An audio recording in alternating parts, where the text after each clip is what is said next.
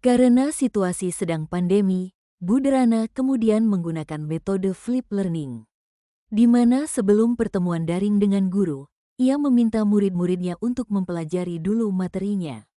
Buderana telah menyiapkan paparan tentang materi keanekaragaman hayati yang dapat diakses secara mandiri oleh murid-muridnya. Di dalam paparan ini, Buderana menjelaskan tentang konsep kunci dari keanekaragaman hayati dan tingkatannya, keanekaragaman ekosistem, keanekaragaman spesies, keanekaragaman genetik. Ibu Derana juga menyediakan beberapa sumber belajar yang berkaitan dengan wilayah kritis keanekaragaman hayati di Indonesia. Sumber yang ia sediakan misalnya artikel dari koran, video-video dari Kehati, WWF, Greenpeace yang ia ambil dari internet. Untuk membantu murid-muridnya belajar mandiri, Buderana menyiapkan beberapa pertanyaan pemandu. Setelah tahapan belajar mandiri, murid-murid kemudian diminta mengikuti kuis tertulis dengan pertanyaan terbuka di mana setiap murid akan diminta untuk memberikan umpan balik terhadap jawaban dua temannya. Ibu Derana memastikan setiap anak mendapatkan umpan balik dari temannya. Ibu Derana lalu meminta murid membuat jurnal refleksi yang harus dilengkapi sebelum mereka masuk ke tahapan pembelajaran sinkron melalui pertemuan Google Meet.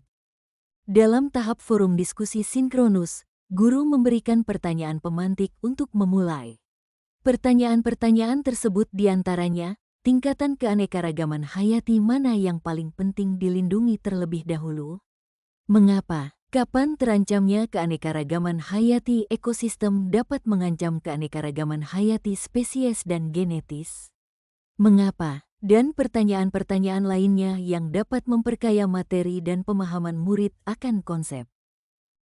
Selama proses diskusi daring, Ibu Derana mengamati jawaban-jawaban murid untuk mengetahui apakah ada miskonsepsi yang dimiliki murid atau apakah ada murid-murid yang tampak belum paham. Di akhir diskusi, Buderana memberikan murid tantangan untuk membuat paket info digital yang mengidentifikasi ancaman pada satu lokasi di wilayah Indonesia yang membawa dampak negatif bagi 3 tingkatan keanekaragaman hayati sekaligus berikut rekomendasi penanganannya. Buderana memperkenankan murid memilih sendiri lokasinya berdasarkan kasus yang nyata terjadi di Indonesia.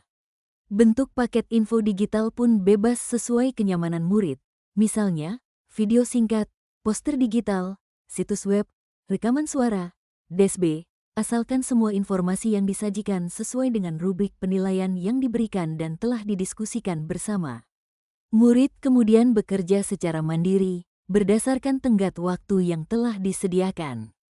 Selama murid-murid bekerja, Buderana juga menyediakan slot-slot waktu tertentu untuk bertemu dengan beberapa murid yang berdasarkan hasil penilaiannya masih memerlukan bantuan. Di dalam slot waktu khusus ini, Buderana menjelaskan kembali konsep-konsep serta memberikan banyak contoh.